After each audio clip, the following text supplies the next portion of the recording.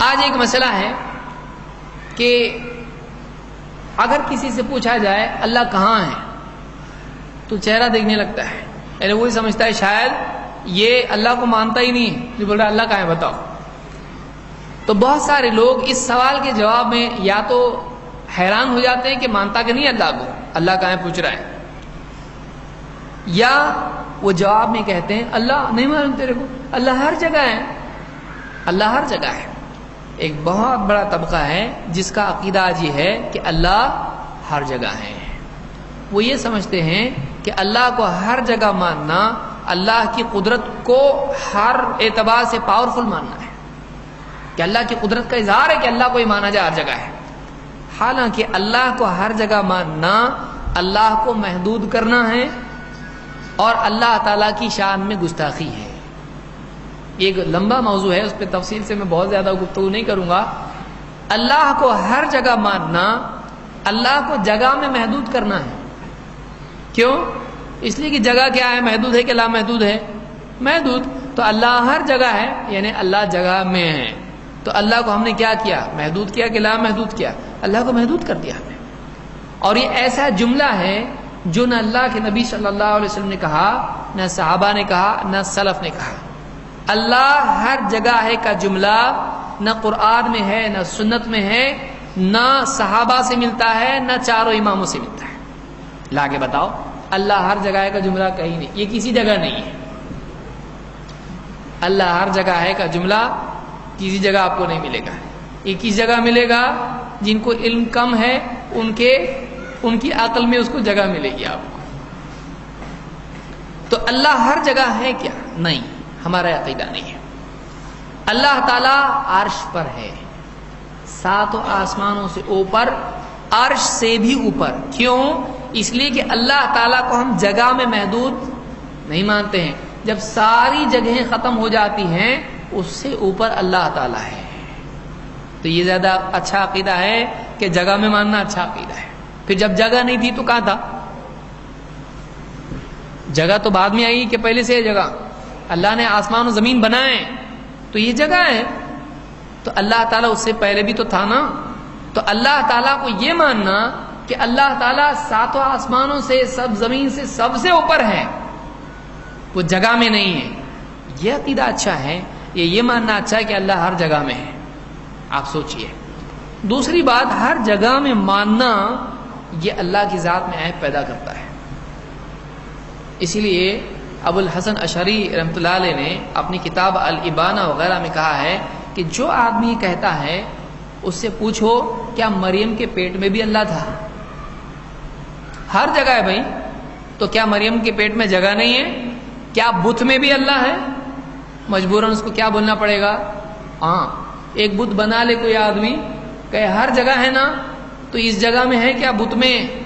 اور پھر بیت الخلاء میں، پھر ہر گندگی میں، آپ کیا کہیں گے؟ جب ہر جگہ بول رہا ہے تو اس سے یہ لازم آتا ہے کہ اللہ کی شان میں گستاخی ہو، نعوذ باللہ۔ تو بہرحال یہ تفصیل طلب موضوع ہے، لیکن اتنا جاننا ہمارے لیے ضروری ہے کہ یہ عیب والا عقیدہ ہے کہ اللہ کو ہر جگہ مانا جائے۔ کوئی آدمی کہتا ہے کہ ہم ویسا نہیں مانتے جیسا آپ بتا رہے، ہم سب سے پاک مانتے ہیں۔ ہم بتاؤ صحابہ نے ایسا عقیدہ گھڑا کیا؟ ان کا یہ عقیدہ تھا۔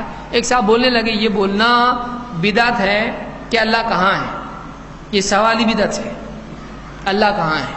کیوں؟ صحابہ ایک دوسرے سے نہیں پوچھتے تھے اللہ کہاں ہے۔ ایک صاحب نے ان کو سوال بھیجا کہ ایسا ایسا فلاں صاحب نے کہا ہے کہ صحابہ یہ بولنا ہی بدعت ہے کہ اللہ ہر جگہ ہے، کیوں صحابہ نہیں بولتے تھے؟ میں نے جواب میں کہا صحابہ کو اس سوال پوچھنے کی ضرورت نہیں تھی کہ اللہ کہاں ہے، اس لیے کہ صحابہ جانتے تھے اللہ کہاں ہے۔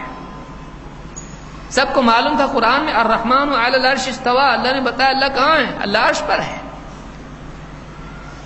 اور اللہ کے نبی صلی اللہ علیہ وسلم نے ایمان کا امتحان لینے کے لیے پوچھا تھا ایک سے اللہ کہاں ہے، تو اس کو بدعت کہنا خود ایک بدعت ہے، کیونکہ کسی نے اس سوال کو بدعت کہا ہے؟ سلف میں سے آپ دیکھیے کسی نے اس کو بدعت نہیں کہا، اس کو بدعت کہنا خود ایک بدعت ہے۔ تو بہرحال اماموں کا کیا بولنا ہے اس بارے میں؟ 4 امام برحق ہم مان کے آئے ہیں پہلے، اب وہ بھی مانتے ہیں ہم بھی مانتے ہیں، تو پھر اب کچھ بولنا نہیں آگے کہ نہیں ایسا نہیں ویسا ہے، ہمارے امام کا ایسا بولنا ہے۔ آئیے دیکھتے ہیں کیا ہے۔ امام مالک رحمۃ اللہ علیہ فرماتے ہیں اللہ فی السماء وعلمہ فی کل مکان لا یخلو منہ شیء۔ اللہ آسمان پر ہے، اللہ کہاں ہے؟ ہر جگہ ہے بول رہے، اللہ آسمان پر ہے، لیکن وعلمہ فی کل مکان، اور اس کا علم ہر جگہ ہے، کوئی جگہ اس کے علم سے خالی نہیں ہے، وہ ساری جگہوں کا علم اس کو ہے۔ وعلمہ فی کل مکان لا یخلو منہ شیء، کوئی جگہ ایسی نہیں، کوئی چیز ایسی نہیں جو اس کے علم کے احاطے سے باہر ہو۔ امام الذہبی نے سیر اعلام النبلاء میں امام مالک کا ایک قول ذکر کیا ہے۔ امام ابو حنیفہ کا کیا بولنا ہے؟ ہمارے بہت سارے بھائی فقہ میں حنفی ہیں، عقیدے میں نہیں، عقیدے میں ماتریدی ہیں۔